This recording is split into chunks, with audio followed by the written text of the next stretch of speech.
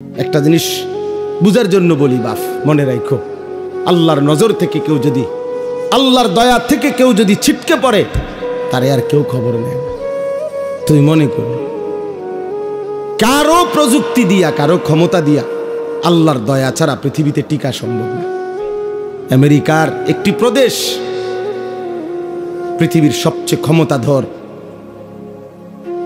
পৃথিবীর ক্ষমতাধর super power মনে করে নিজেদেরকে, সকল কিছু অত্যাধুনিক প্রযুক্তি, কিন্তু পৃথিবীর অসভ্যতার, নোংরামি, অশ্লীলতার, পৃথিবীর সমস্ত উলঙ্গ ছবি যেখানে তৈরি হয়, যেখানে সমস্ত বেশ্যাবৃত্তি, অসভ্যতার কেন্দ্রভূমি, সেই আমেরিকার ক্যালিফোর্নিয়ার লস অ্যাঞ্জেলাস, এই হলিউডের যেখানে, ওই অঞ্চলটা একটা স্টেট, একটা প্রদেশ বাংলাদেশের চাইতে বড়। একটা প্রদেশ মানে একটা জেলা না, এই একটি স্টেট প্রদেশ পুরা জ্বলে আল্লাহর আযাবে, আগুনে ছাই হয়ে গেছে। আজকে 8 দিন 10 দিনের মতো হয়ে গেছে, এখনো আগুন নিভাইতে পারে না, এখনো পুড়তেছে, এখনো পুড়ে যাচ্ছে। কোন 14,000 ফায়ার সার্ভিস কর্মী একসাথে 24 ঘন্টা ধরে পানি দিতেছে। পৃথিবীর সকল দেশের আশেপাশে, যার দেশে যত রকমের আগুন নিবানোর অত্যাধুনিক প্রযুক্তি আছে, সবাই পাঠাইছে, উপর থেকে বিমানের মাধ্যমে, নিচে, এবং আরো আশ্চর্য হলো সাগরের পারে ওই স্টেট, গোটা সাগরের পানি শুকায় লাইতেছে, মাগার আগুন নিবেন। আল্লাহ না নিবান পর্যন্ত খোদার গজব কেউ থামাইতে পারবে না। এজন্য বন্ধু, আল্লাহর নজর থেকে কেউ সরে গেলে, হ্যাঁ এটাই নিয়ম। 16 বছর আমরা দেখছি প্রত্যেকটা অঞ্চলে অঞ্চলে, গলিতে গলিতে জালেমের দম্ভ। আজকে যখন আল্লাহর নজর আল্লাহ সরায় নিছে, আর এই ছোট্ট কিশোর নওজোয়ানদের হাতে পরাজিত হয়ে ফ্যাসিস্ট জালেম যখন পলাইছে, কই তার এই লাখ লাখ অনুসারীদের একটা নিঃশ্বাসও ফেলে না এখন আর। কই অনকো অহন কই, পোস্টার রেডি কো, হ্যাঁ ব্যানার কই, ফেস্টুন কই, কই অন কই, কিরে বেডা কই? এইভাবে হারায় গেল না। হাইসো না, সবক নাও, সবক নাও বাবা। আমি রাজনীতির মানুষ না, আমার উদ্দেশ্য এই কথা বুঝানো। কই 16 বছরে তো মনে হইছে বাংলাদেশের 1 ইঞ্চি জায়গা তাদের হাত থেকে বাহিরে না, সবটা আগলাইয়া রাখছে। কোন কই? তার মানে আল্লাহ যখন কাউকে বেইজ্জতি করে, তখন জগতে আর তার কোনো নাম নিশানা থাকে না, নাম নিশানা থাকে। তোমরা মনে রাখো, আমার এই শেষ কথা, আল্লাহ তোমারে ভালো রাখলেই তুমি ভালো, আল্লাহ ভালো না রাখলে বাপ কেউ তোমারে ভালো রাখতে পারবে না। তুমি আল্লাহরে কষ্ট দিও না, আল্লাহরে এত বেশি নারাজ কইরো না রে বাপ। আল্লাহকে লম্বা সময় ভুলতে নাই, কোরআন শরীফে আছে, এটা বারবার বলছে আল্লাহ। আল্লাহ বলছে, বান্দা আমারে বেশি সময় ভুলে যেও না, আমি যদি লম্বা সময় ভুলে যাও, একদিন আমি তোমাকে তোমার পরিচয় ভুলাই দেব। ফাআনসাহুম আনফুসাহুম, একদিন তোমার কবর আখিরাত ভুলাই দেব, আত্মপরিচয় ভুলাই দেব, তখন তুমি আর মানুষের মুমিনের পরিচয় থাকবে না। এই জন্য দয়া করে রাত গভীরে এই আমার শেষ কথা এটা, চলেন আর অল্প একটু সময়, এবার আমি যে আয়াতটা পড়ছি এটার উপরে একটু কথা বলি। 15 নম্বর পারা, 17 নম্বর সূরা, সূরা বনী ইসরাইলের প্রথম আয়াত।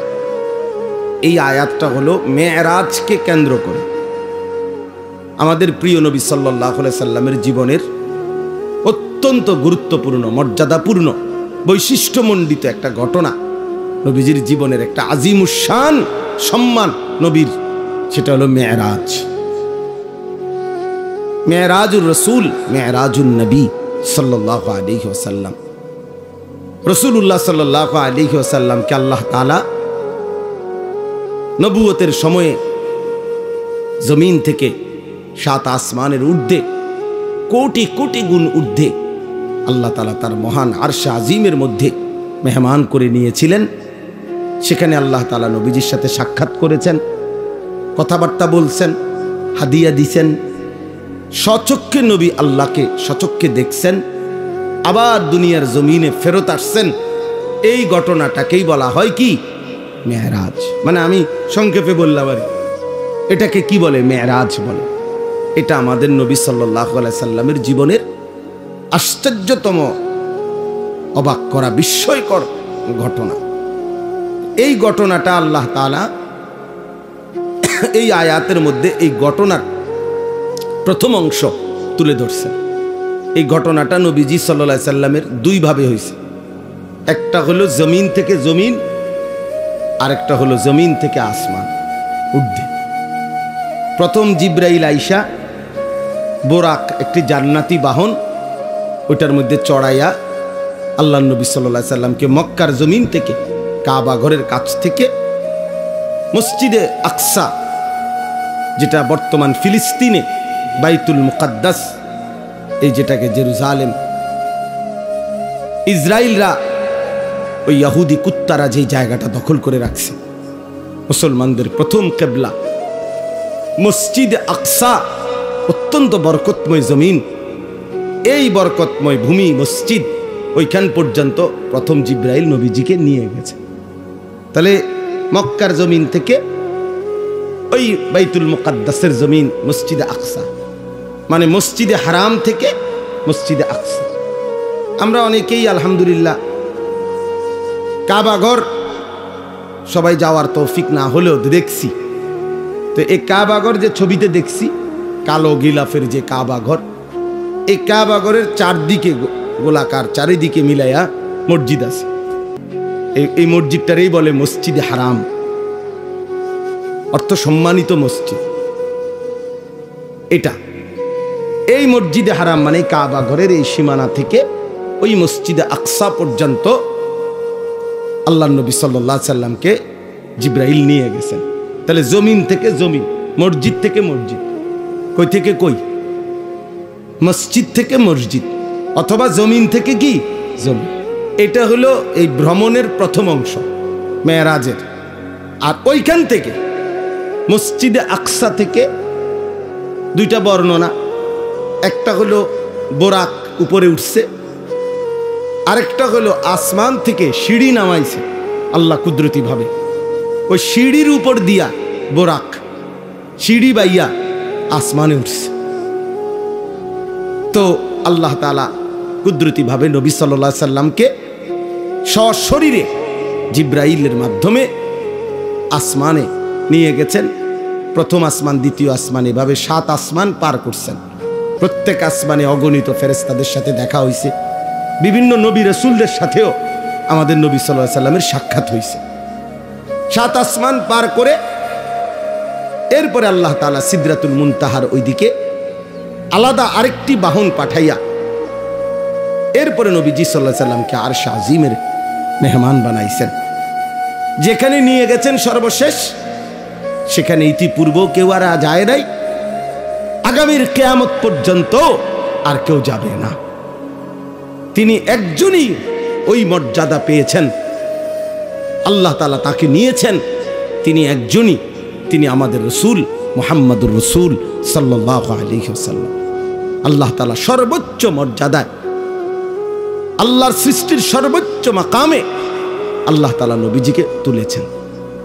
আরশে আজিমের উপরে নিয়ে আল্লাহ তাআলা নবী সাল্লাল্লাহু আলাইহি সাল্লামকে বুঝাইছেন যে বন্ধু, এবার শুধু আপনি সিরিয়ালটা বোঝেন, যে দেখেন এখন উপরে, আপনার উপরে আসি শুধু আমি আল্লাহ, এরপরে আপনি, এরপরে আমার গোটা সৃষ্টি আপনার কদমের নিচে, আরশে আজিমটাও আপনার কদমের নিচে। তাইলে এখন এবার স্তর বুঝতে কোন, প্রথমে আমি আল্লাহ, তারপরে আপনি রাসূলুল্লাহ, তারপরে গোটা সৃষ্টি। এই মর্যাদার হিসাব। সর্বোচ্চ প্রথম মর্যাদাবান মহান আল্লাহ, আল্লাহর পরে রাসূলুল্লাহ, এরপরে বাকি। এরপরে বাকিরা। এই জায়গায় নিয়ে গেছেন। কেন নিয়ে গেছেন তো সেটা আমি বলতেছি। আগে ঘটনার যেই প্রথম অংশ, অর্থাৎ জমিন থেকে জমিন, মসজিদ থেকে মসজিদ, এই কথাটা আল্লাহ এখানে বলছেন। সুবহানাল্লাযী আসরা, পবিত্রময় সত্তা সেই মহান আল্লাহ, বড় বেশি পবিত্রতম, যিনি তার বান্দা প্রিয় রসুলকে নিয়ে গেছেন রাত্রিবেলা মিনাল মসজিদিল হারামি ইলাল মসজিদিল আকসা, মসজিদে হারাম থেকে মসজিদে আকসা পর্যন্ত। কোন মসজিদ? মসজিদে আকসা। আল্লাহ বলেন আল্লাযী বারাকনা হাওলাহু, যেই মসজিদ, মসজিদে আকসা যার চতুর্দিকে আমি আল্লাহ রেখেছি অগণিত বরকত। লিনুরিয়াহু মিন আয়াতিনা, এক কথায় আল্লাহ উত্তর দিছে যে যদি বলো বান্দা আপনি আপনার রসুলকে কেন মেরাজ করাইলেন, কেন করাইলেন আপনি, তো আল্লাহ তাআলা নিজেই উত্তর দিছেন লিনুরিয়াহু মিন আয়াতিনা, আমি আল্লাহ তাআলার অসংখ্য অগণিত কুদরতের কোটি কোটি নিদর্শন জমিনে আসমানে আরশ পর্যন্ত আমার সমস্ত কুদরতের নিদর্শন বন্ধুকে সচক্ষে দেখাবার জন্য আমি নিয়ে গেছি। বন্ধুকে আমি অগণিত নিদর্শন দেখাইছি। আবার ওই মসজিদের কাছেও, মসজিদে আকসা, সেখানেও আমার কুদরতের অগণিত নিদর্শন আছে। মানে পুরা সফরটাতেই আমি আল্লাহ তাআলা আমার রসুলকে অগণিত নিদর্শন দেখিয়েছি, এই জন্য নিয়ে গেছি। ইন্নাহু হুয়াস সামিউল বাসীর। ঘটনা শুনে এই দেখেন আল্লাহ তাআলা বলেন আমার রসুলের মেরাজের ঘটনা শুইনা তোমরা কে কি মন্তব্য করছো, কে কি গ্রহণ করছো, কে কদ্দুর গ্রহণ করেছ, কে বর্জন করেছ, কে টিটকারি করছো, আমি সবটা আমি আল্লাহ শুনেছি, শুনতেছি, এবং আমি আল্লাহ সচক্ষে দেখি। আমি সামি, আমি শুনি, আমি বসির, আমি দেখি। এত বড় বন্ধুকে পেয়ে, এত বড় বন্ধুর মর্যাদা শুনে তোমরা ইমানদাররাই বা কি করলা, নাফরমানরাই বা কি করলা, আমি এটা শুনতেছি, আমি এটা দেখতেছি। অতএব প্রিয় বন্ধু, এবার শুনেন, পুরা লম্বা কাহিনী বলা আমার পক্ষে সম্ভব না। এত রাত আপনাদের ইমাম সাহেবরা নিজ নিজ মসজিদের মধ্যে এটা বলে, মোটামুটি এটা নিয়ে আলোচনা হয়। আমি ঘটনা পুরা শুনাইতে চাচ্ছি না, আমি শুধু 2-3টা ছোট্ট ছোট্ট কথা মেরাজের ঘটনার থেকে বলতে চাই। 1 নম্বর কথা হলো রাসূলুল্লাহ সাল্লাল্লাহু আলাইহি সাল্লামকে আল্লাহ তাআলা এই মেরাজে কখন নিলেন। নবী সাল্লাল্লাহু আলাইহি সাল্লাম যখন আল্লাহর দ্বীন প্রচারের জন্য, দাওয়াতের জন্য মানুষের কাছে কালেমার দাওয়াত পৌঁছাইতে গিয়ে জুলুম, নির্যাতন, বেইজ্জতি, অপমান, এর চূড়ান্ত অপমানের শিকার হইছেন, জুলুমের শিকার হইছেন, এরপরে আল্লাহ তাআলা নবীকে তার সর্বোচ্চ মেহমান বানিয়ে মেরাজে নিয়ে গেছে। নবী সাল্লাল্লাহু আলাইহি সাল্লাম 10 বছর মক্কায় কালেমার দাওয়াত দিছেন। প্রতিদিন মক্কার কাফের কুরাইশরা দিবানিশি বিরোধিতা করছে, জুলুম করছে, নির্যাতন করছে, শারীরিক মানসিক সর্বদিকে। নবীর শরীরেও আঘাত করছে, মানসিকভাবে গালি গালাস, মন্দ সন্দ বলতো। নবীজি সাল্লাল্লাহু আলাইহি সাল্লাম কষ্ট পাইতেন, কখনো বলতো পাগল, গণক, জাদুকর ইত্যাদি ইত্যাদি। আল্লাহ নবী সাল্লাল্লাহু আলাইহি সাল্লাম একদিনের জন্য কারো বিরোধিতায়, কারো জুলুমে, নির্যাতনে, শত্রুতায় আল্লাহ নবী তার কালেমার দাওয়াত বন্ধ করে নাই। 10 বছর পরে নবীজির বয়স হয়েছে 50, মানে 40 বছর বয়সে শুরু হয়েছে। তাহলে আরো 10 বছর যদি মানুষকে আল্লাহর দিকে ডাকে তো কয় বছর হইল? 50। আর নবুয়তের বছর কত? 10। নবুয়তের সময় পার হইল কত? দাওয়াতের টাইম গেল কয় বছর? 10 বছর। এই 10 বছর পরে নবীজির বয়স যখন 50, তখন নবীজির 2 জন ঘনিষ্ঠ মানুষ ইন্তেকাল করছেন।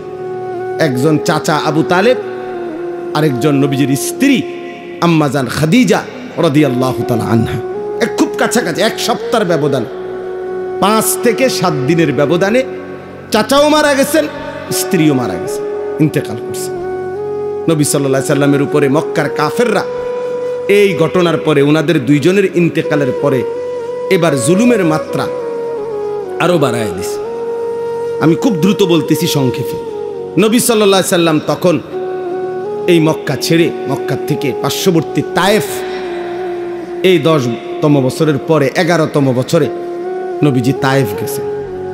তায়েফে কালেমার দাওয়াত দিছেন দীর্ঘ 1.5 মাস পর্যন্ত, কিন্তু একটি লোক তায়েফের কালেমা গ্রহণ করেন, নবীজির কথাটাকে গ্রহণ করেন, বরঞ্চ সবাই দূর দূর করে তাড়ায় দিছে। এমনকি এই তায়েফের সর্দাররা তাদের ছেলেদেরকে, কিশোর ছেলেদেরকে লাগায় দিছে, এই লোকটা পাগল, নাউজুবিল্লাহ, যত মারো পাথর মেরে তারা বের করে দাও। আল্লাহ নবী সাল্লাল্লাহু আলাইহি সাল্লামকে তায়েফের বাচ্চারা অজরে পাথর মারছে, সারা দেহ নবী সাল্লাল্লাহু আলাইহি সাল্লামের রক্ত ঝরছে। নবীজির সাথে যেই সাহাবী ছিলেন, নবীজির পালক পুত্র যায়েদ ইবনে হারেসা, তিনি বলেন, আল্লাহর কসম, সেদিন তায়েফের রক্তে নবীজির পায়ের জুতা পা মোবারকের সাথে এইভাবে লাইগা গেছে, আমি যায়েদ কোনোভাবেই জুতা মোবারক খুলতে পারতেছিলাম না, এত রক্ত ঝরছে নবীজি। রাত্রিবেলা নবী সাল্লাল্লাহু আলাইহি সাল্লাম একটা আঙ্গুরের বাগানে তায়েফ থেকে ফিরে এই রক্ত মাখা শরীর নিয়ে আশ্রয় নিছে। রাত গভীরে আল্লাহর নবী, আমরা কিতাবে পড়ছি, নবী সাল্লাল্লাহু আলাইহি সাল্লাম বড় খুব কাঁদছেন রাত্রে, ওই রাত্রে ভীষণ কাঁদছেন নবীজি, আল্লাহর কাছে কাইন্দা দোয়া করছে। মাওলা, লম্বা একটা দোয়া আছে হাদিসে, আমরা পড়ছি এটা। এই দোয়ার মধ্যে নবী অনেকগুলো আবেগে বলছে আল্লাহর কাছে, আল্লাহ, আপনি আমারে কেমন উম্মত দিলেন, আমি তাদেরকে আপনার দিকে ডাকলাম, তারা বিনিময়ে আমাকে এভাবে পাথর মারল। আপনি আমারে কেমন শত্রুর কাছে দিলেন, আপনি আমারে কেমন অপরিচিত মানুষের কাছে দিলেন, যারা তাদের নবীকে এক বিন্দু কদর করল না, এভাবে পাথর মারল। এভাবে অনেক মনের আবেগে আল্লাহর কাছে অনেক কথা বলে, দেখেন একটা কথা ওই হাদিসে আছে, ওই দোয়ার মধ্যে নবী একটা কথা বলছে, তবে আল্লাহ, মনের কষ্ট যাই তা বললাম, তবে আমার একটাই কথা, যদি আপনি আসমানওয়ালা মালিক আমার, আপনি যদি ইনলাম তাকুন আলাইয়া গাদাবুন ফালা উবালি, এই মাওলা, যদি আপনি আমার উপরে নারাজ না হন, আপনি যদি বলেন আপনি আমার উপরে অসন্তুষ্ট হন নাই, আপনি খুশি আছেন, তো আল্লাহ কসম, ফালা উবালি, আমি কোনো পরোয়া করি না, আমার কোনো চিন্তা করি না, আপনি রাজি থাকলেই আমার চলবে। এই কথাটা নবী বলছে যে মাওলা, আপনি নারাজ হইয়েন না, আপনি আমার উপরে রাজি থাকেন, আমি বলবো, আমি দাওয়াত দিবই, আমি বলেই যাব। তো আল্লাহর নবী সাল্লাল্লাহু আলাইহি ওয়াসাল্লাম মক্কায় ফিরে আসছে। এই দেখেন ছেলেরা, বাপ, তোমরাও শোনো, এই যখন নবীজি এই রক্তাক্ত হয়ে মক্কায় ফিরে আসছে, এই 11তম বছর, 51 বছর নবীজির বয়স, এই তখন মক্কাবাসী এত বেশি বিদ্রুপ করছে নবীজিরে, রাত দিন টিটকারি করতে লাগছে, হায় মুহাম্মদ, তুমি শুনলাম তোমারে আল্লাহ বলে অনেক ভালোবাসে, তোমারে অনেক মর্যাদা দিব, তোমার অনেক সম্মান, কত কথাই তো তুমি কইলা, কত কিছুই তো শুনাইলা আমাগরে, কই আজকে আমরাও তোমারে তাড়ায় দিলাম, তায়েফে গেলা, সেখানের তারাও তোমারে তাড়াইয়া দিল, এমন কি ছোট ছোট বাচ্চারা তোমারে পাথর মারে, তো তোমার সম্মান কই, আর তোমার আল্লাহ কই, কই তোমার মর্যাদা, কই তোমার সম্মান? চিন্তা করে দেখেন। আচ্ছা, এই কথাটা বলার পর রাসূলুল্লাহ সাল্লাল্লাহু আলাইহি ওয়াসাল্লামের কলজাটার মধ্যে কেমন কষ্টটা লাগছে, একবার দুইবার না, পথে ঘাটে বলতে লাগছে যে হায় মুহাম্মদ, তোমার ইজ্জত কোথায়, সম্মান কোথায়, তোমার আল্লাহ তোমারে কই মর্যাদা দিল, তোমার বাচ্চারা পর্যন্ত পাথর মারে। এই তখন আল্লাহ তাআলা এই ঘটনার পরে তায়েফ থেকে ফিরে আসার কিছুদিন পর আল্লাহ তাআলা নবী সাল্লাল্লাহু আলাইহি সাল্লামের ব্যাপারে যখন মক্কাবাসী এইভাবে বিদ্রুপ করতে লাগছে, তখন আল্লাহ একদিন জিব্রাইলকে বলছে, জিব্রাইল যাও, যাও জিব্রাইল, আমার বন্ধুকে আমার কাছে নিয়ে আসো। বন্ধু আমার অনেক দিন কষ্ট সইছে, আমার বন্ধুর প্রতি ফোঁটা রক্ত আমি দেখছি, আমি বন্ধুর চোখের পানি দেখছি। যাও, আজ আমি বন্ধুকে সম্মান দেব, গোটা পৃথিবীবাসীকে দেখায় দেব আমার বন্ধুর ইজ্জত কাকে বলে, সম্মান কাকে বলে, আজ দেখায় দেব। এই জিব্রাইলকে পাঠাইয়া জমিন থেকে 7 আসমানের ঊর্ধ্বে আল্লাহর আরশে নিয়ে গেছে, নিয়ে বলছে পৃথিবীবাসী এবার দেখো প্রিয়জনের সম্মান কি।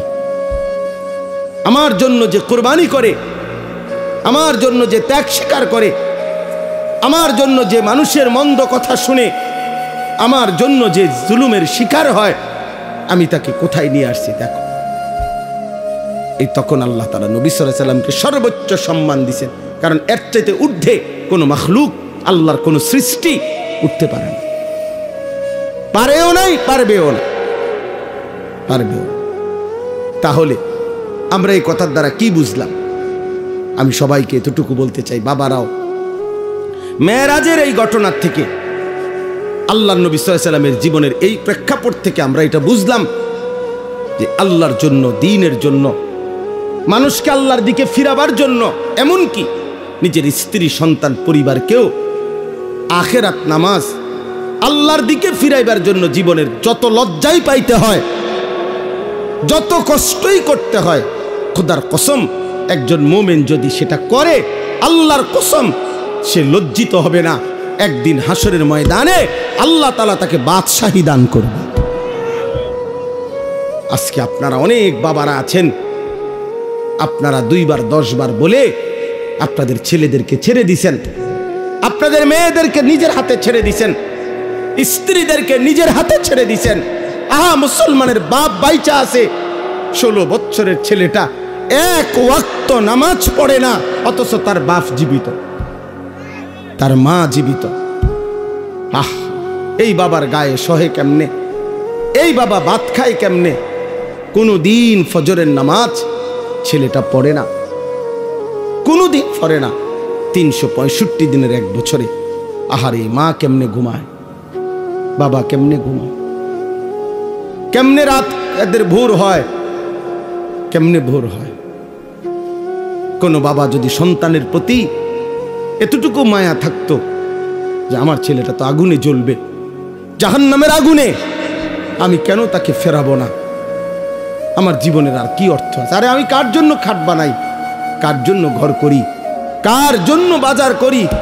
এই দুশ্মনের জন্য বাজার করে লাভ কি? এই দুশ্মন তো আল্লাহর দুশ্মন, রাসূলের দুশ্মন, ইসলামের দুশ্মন, মানবতার দুশ্মন। এটা বেনামাজি আল্লাহর দুশ্মন, বেনামাজি রাসূলের দুশ্মন, বেনামাজি কোরআনের দুশ্মন, বেনামাজি ইসলামের দুশ্মন। তো জমিনের সবচেয়ে নিকৃষ্ট যেই কপালে সেজদা নাই, হয়তো মানুষের কোনো কাতারে পড়ে না, কোনোভাবেই হয় মানুষও না, জানোয়ারও না। জানেন, বেনামাজি মানুষও না, জানোয়ারও না, এতে মানুষও না, ছাগলও না, গরুও না, কুকুরও না, বিড়ালও না। বলতে হেতে কিতা, হেতে হেতে কইতে পারবো, হেতে কিতা আমি কিতে করবো? আমি কোনটার লগে মিলাই পারি না, এটা আমার ব্যর্থতা, আমি পারি না। কেন বললাম? মানুষ তো বলে তাকে যাকে আল্লাহ তাআলা ইবাদতের জন্য বানাইছে। কি আল্লাহ বলে নাই এ কথা? তাইলে যার দ্বারা ইবাদত হচ্ছে না সে তো মানুষ না। আবার জানোয়ার বলবেন কেমনে? তারে আমনে যদি কুকুরও কন, কুত্তাও তো প্রতিবাদ করবে আল্লাহর কাছে যে আল্লাহ আমনে আমারে তো সেজদা দিতে কন নাই। আল্লাহ কি কুকুরকে সেজদা দিতে বলছে? তো আল্লাহকে সে বলবে, কুত্তা বলবে আল্লাহ আরে কুত্তার মতো কইলো কেন, আমারে আমার লগে তুলনা দিল কেন? বেনামাজিরে আমারে তো আমনে সেজদা দিতে বলেন নাই, ওরে বলছেন তো আমার লগে মিলল কই? ওরে বলার পরে সে দেয় না, আমারে তো বলেন নাই, আমি সেজদা দিব কেন? আর আমার না দেওয়াটা দোষ না, আমারে তো আমনে আদেশ করেন নাই। কিন্তু এই জানোয়াররে তো সেজদা দিতে বলছিলেন আল্লাহ, এই জানোয়ার দেয় না কেন? এই জন্য মনে রাখো বাত আর বেডি সাউন্ড আর মোবাইল দেখো আর বন্ধুদের আড্ডা মারো, আহা শয়তান তোমাগরে কাম ধরায় দিছে, শুধু চুল ফিরাইবা, মাসে মাসে চুলের ডিজাইন বদলাবা, প্যান্টের ডিজাইন বদলাবা। এই শরীর, এই স্বাস্থ্য, যৌবন, পাউডার এবং একটু সাজগোজ, ডিজাইন, ফ্যাশন, এতটুকুর পিছনেই এমন সুন্দর সময় হায়াত শেষ করে দিল। কিসের পিছনে শেষ করলা বাবা? কিসের পিছনে? প্রিয় ভাই বলো। কেউ কারো দিকে বলো না, তুমি হাতেরে কইও না। একজন আরেকজনরে বললা পারতা না। হাসি দিয়ে আমার কথা উড়াই দিও না, হাসি দিয়া উড়াই দিও না বাপ। একদিন দেখবা, একদিন মনে রাখো এমন হবে তোমারে কেউ ডাকবে না, কেউ ডাকবে না। আজ তো কেউ বলে কম বেশ, আজ তো কিছু ওয়াজ মাহফিল হয় পৃথিবীর অগণিত দেশে, পৃথিবীর অধিকাংশ দেশেই এমন বাংলাদেশের এই সুন্দর ওয়াজ মাহফিলের এই নিজাম পৃথিবীর বহু দেশে, কোনো দেশে, অধিকাংশ দেশেই নাই। আমাদের তো তক বলার একটা কি আছে, নিজাম, সিস্টেম আছে, চলমান একটা রেওয়াজ আছে যে আমাদের দেশে এরকম সারাদিন গায়ে খাইটা মেহনত কইরাও মানুষ আবার মাগরিবের পরে রাত 12টা-1টা পর্যন্ত ওয়াজ শুনে। এর দুটো আছে এখনো। একদিন দেখবেন এটাও নাই, একদিন এটাও নাই। দুশ্মন প্রতিদিন ষড়যন্ত্র করছে কিভাবে মুসলমানের প্রজন্মকে, আলেম, ওলামা, ইসলাম, একটা এরকম অনেক ছেলে আছে জীবনে কোনোদিন কোরআন শরীফটা হাতেও ধরে নেয়, সে কইতেও পারতো না কোনোদিন এই কোরআন একটা পৃষ্ঠার মধ্যে। কিন্তু সেই ছেলেটা দেখেন কত ঘন্টা দেখেন গিয়ে মোবাইল চালাইছে। 60 বছর বয়স, 40 বছর বয়স, জীবনে কোনোদিন একটা কোরআনের পৃষ্ঠা, একটা লাইন সাইয়া সাইয়াও শুদ্ধ পড়তে পারে না। আহারে দুর্ভাগ্য রে। আমার খুব আশ্চর্য, মনে হয় কাঁদি যে হায় রে মুসলমান, এত বোকা কেমনে হইলা রে বাপ, কেমনে হইলা? মুসলমানের ঘরে জন্ম নিয়ে কোনোদিন আল্লাহর কোরআন পড়তেও মন চাইল না, ছুঁয়ে দেখতেও মন চাইল না। এটা কি তাবিজের কিতাব? কথা বলেন না। কোরআন শরীফ তাবিজের কিতাব। তাবিজ তো হয় দোকানের মধ্যে, হুজুরদের কাছে আইয়ে তাবিজ, হুজুর একটা তাবিজ লিখে দেন দোকানে ঝুলাইলে যাতে বিপদ আপদ থেকে বাঁচে, বেচা কিনা ভালো হয়। তাবিজ দিত কাস্টমার, বেচার মানে কামাই রোজ, হাবড়া আমি তাবিজ দিমু, হাবড়ার দোয়ানে বেচা কিনা ভালো হইবে, এরপরে এই কামাই রোজগারি দিয়ে হাবড়ার বেডি বাজারে বাজারে ঘুরবে, হাবড়ার ফুতে মোবাইলে টাকা ঢুকাইয়া উলঙ্গ ছবি দেখবে, আর ওনার ঘরে রঙিন টেলিভিশনে নর্তকী নাচবে, আর আমি তাবিজ দিতাম।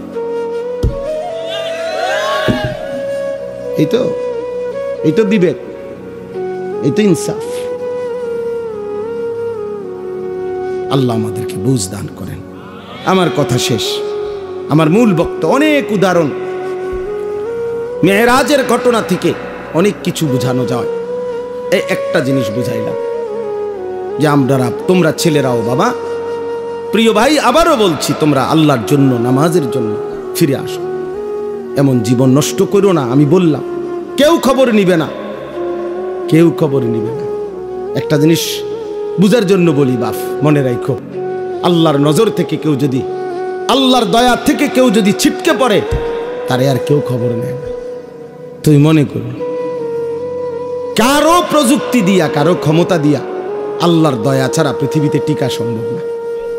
আমেরিকার একটি প্রদেশ পৃথিবীর সবচেয়ে ক্ষমতাধর,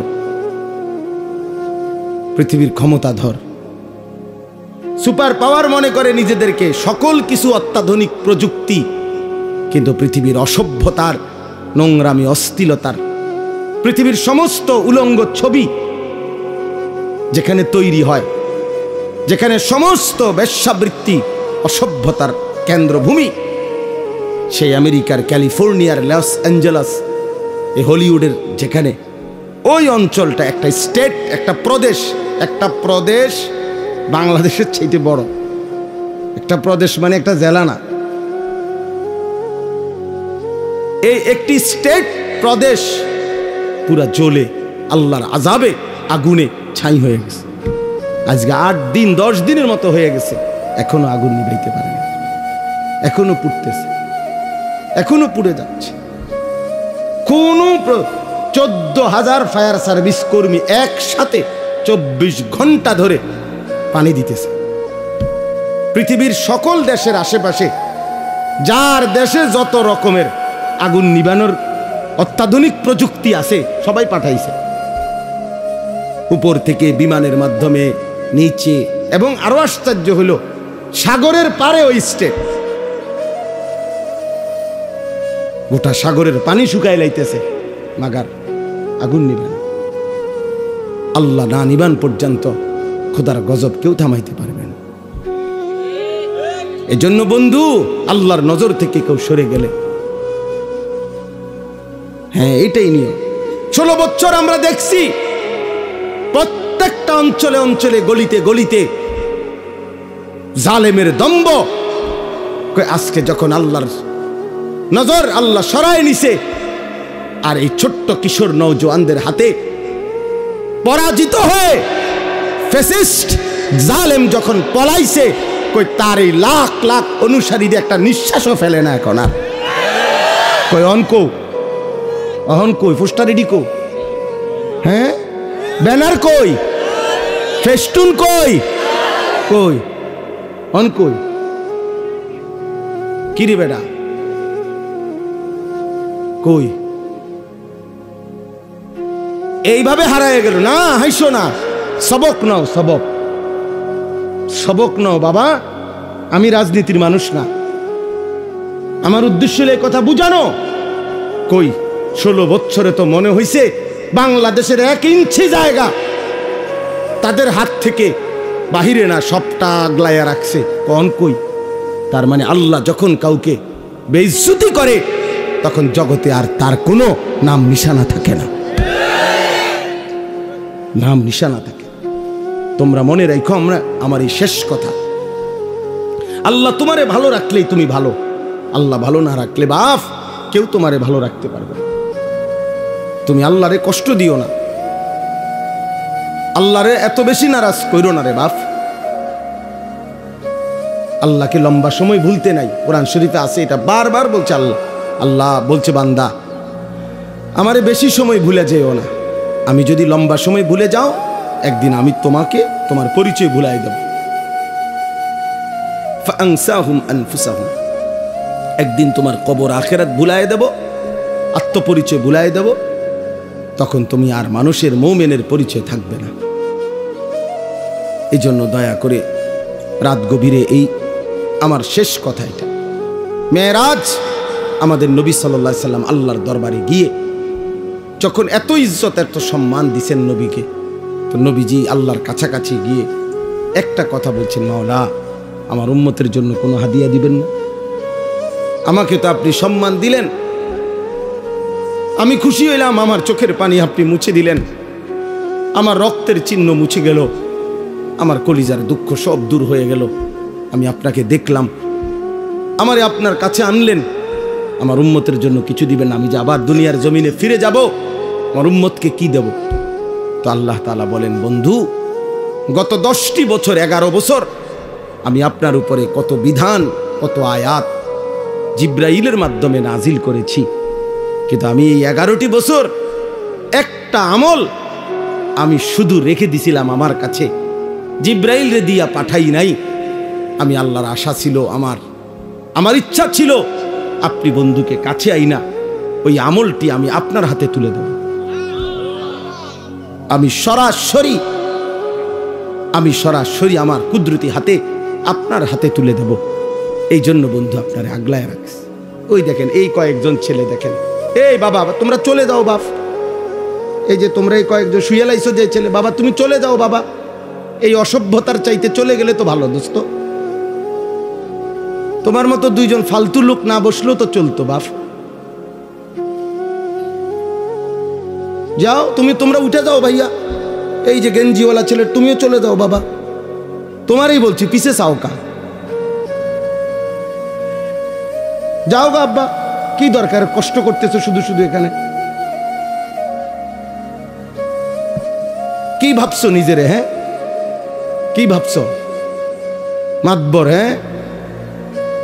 হ্যাঁ, মাতবর মনে করে নিজের। না, কেউ কিছু বলিন না, নাই মায়ও কিছু বলে না, বাবাও কিছু বলে না, গ্রামের, সমাজের, দেশের কেউ কিছু বলে না। সবাই ভয়ে কাঁপে।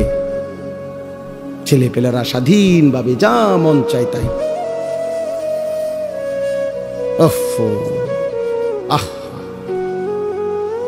বিবেকহীন হলে কেমন যা হয়। পলাইছে, তাদের হাতে কালেমারও বিজয় হবে। নওজোয়ানের হিম্মত আল্লাহর বড় পছন্দ।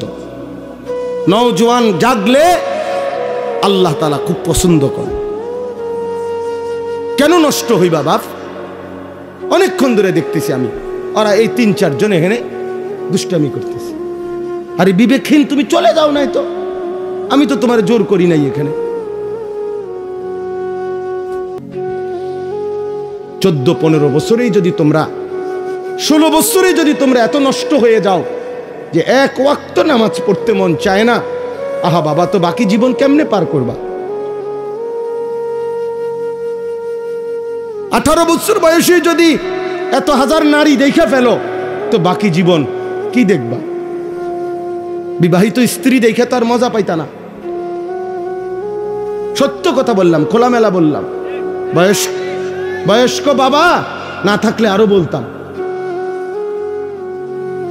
একদিন চরিত্র নষ্ট করতে করতে প্রয়োজনের মুহূর্তে আর কিছুই মিলবে না। এর দূরে বললাম, বিবেক থাকলে ভাইব। হারাম, হারাম তোমার শরীর নষ্ট করে দেয়। আল্লাহ তাআলা প্রত্যেকের জন্য ভালোবাসার এক প্রিয়তম স্ত্রী আল্লাহ তাআলা রেখেছেন। আল্লাহ তাআলা রেখেছেন হালাল স্ত্রীর পবিত্র চাহনি, তার মধ্যে বরকত আছে, ভালোবাসা আছে, তার ভিতরে ইবাদত আছে। নবী সাল্লাল্লাহু আলাইহি সাল্লাম বলছে, কেউ তার স্ত্রীকে যদি ভালোবেসে আদর করে একটা লোকমা খাবার মুখে তুলে দেয়, একটা রুটি তুলে দিছে, আল্লাহর কসম নবী বলছে আল্লাহ তাআলা সাদকার সওয়াব আমলনামায় তুলে দিবে।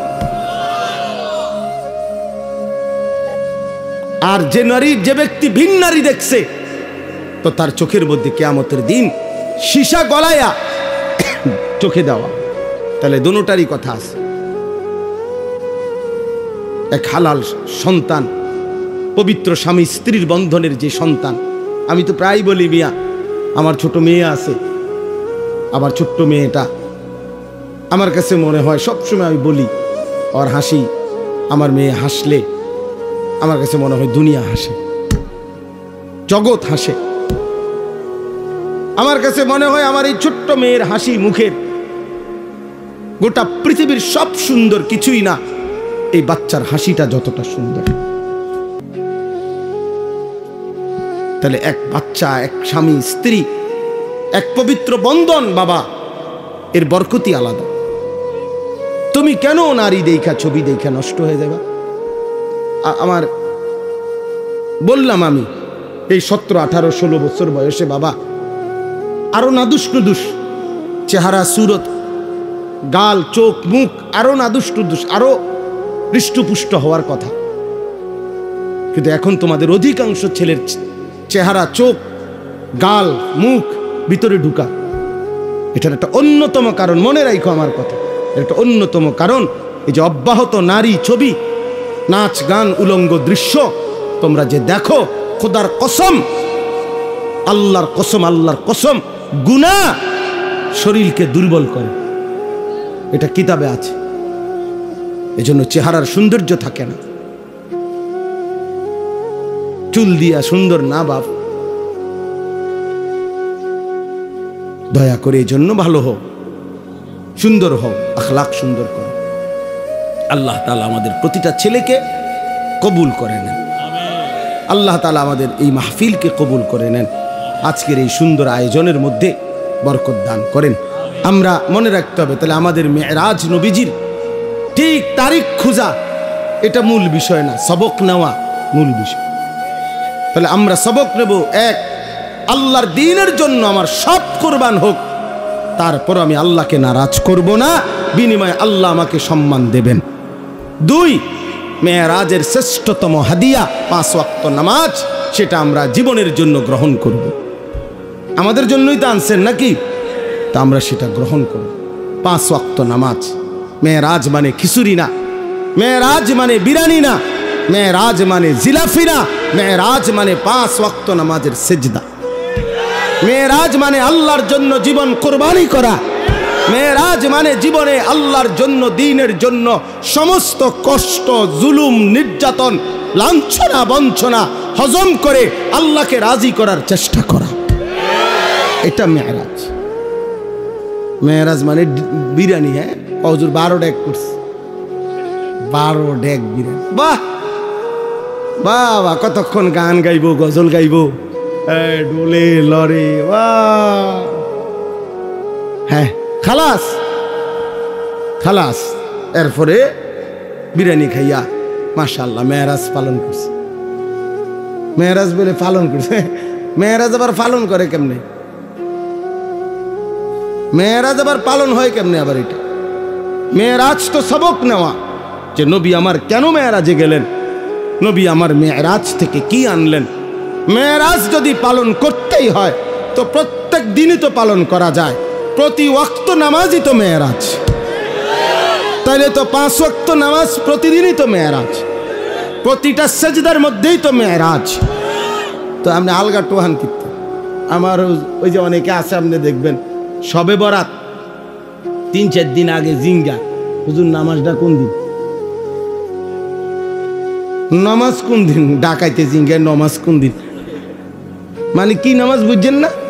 শবে বরাতারি, শবে বরাতে যে নামাজটা পড়বো এবারে হিটা কোন দিন, ওটা নামাজ টোহায়, নামাজ টোয়া পায় না, নামাজ আড়াইয়া গেছে দেবীর দেখতে, নামাজ গেছে গে হেদিকে কসবার হেদিকে, ওটা নামাজ টোয়ায়। নামাজ কোন দিন? নামাজ তো প্রতিদিন, নামাজ কোন দিন?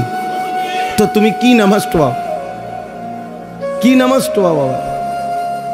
এই জন্য দয়া করে আমি বললাম, কোন একটি দিবস উদযাপন করা, কোন একটি দিন উদযাপন করা, এটা মূল মাকসাদ না, বরং সবক নেওয়া মূল মাকসাদ। ঠিক আছে ইনশাআল্লাহ? নওজোয়ান রাগ হইও না, যখন যারে জেদ্দুর ধমক দিছি তোমার ভালোর জন্য বলছি, তুমি ভালো হইলে আমারও লাভ, তোমারও লাভ।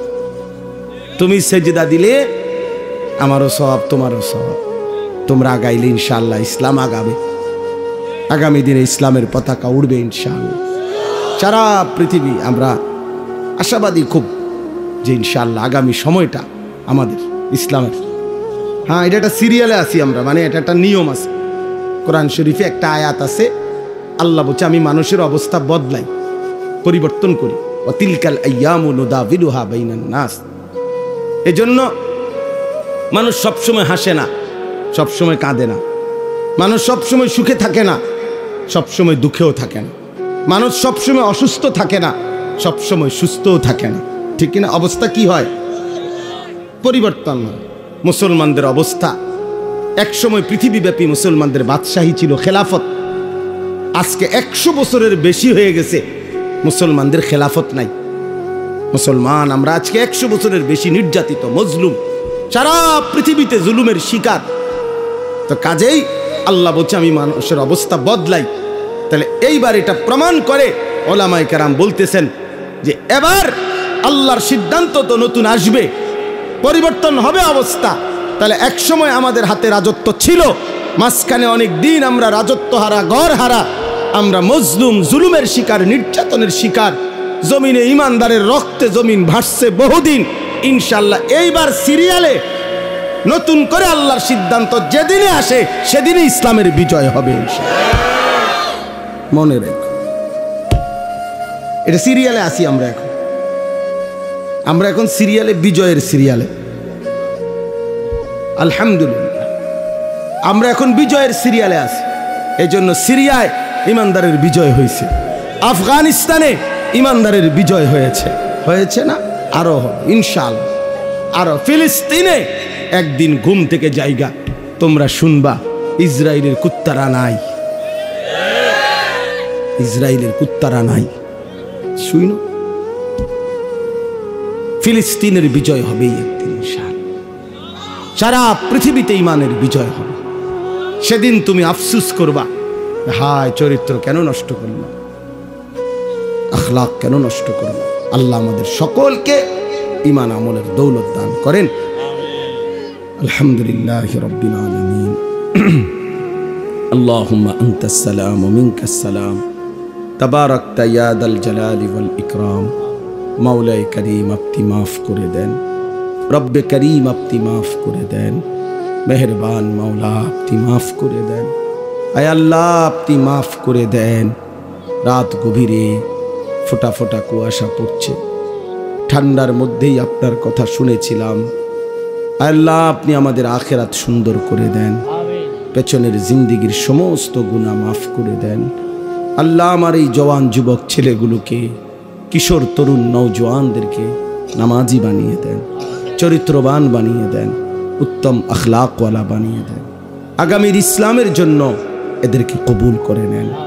আগামীর কালেমার পতাকা উড়াবার জন্য, মাহাদির পক্ষে লড়বার জন্য এদেরকে কবুল করে নেন। আমার বাবা চাচাদেরকে আরো বেশি নেক আমলের তৌফিক দান করেন। সমস্ত কবরবাসীদেরকে মাফ করে দেন। কিয়ামত পর্যন্ত কবরের আযাব মাফ করে দেন। কবরগুলোকে জান্নাতের টুকরা বানিয়ে দেন। মা বোনদেরকে পর্দা পশিদা দান করেন।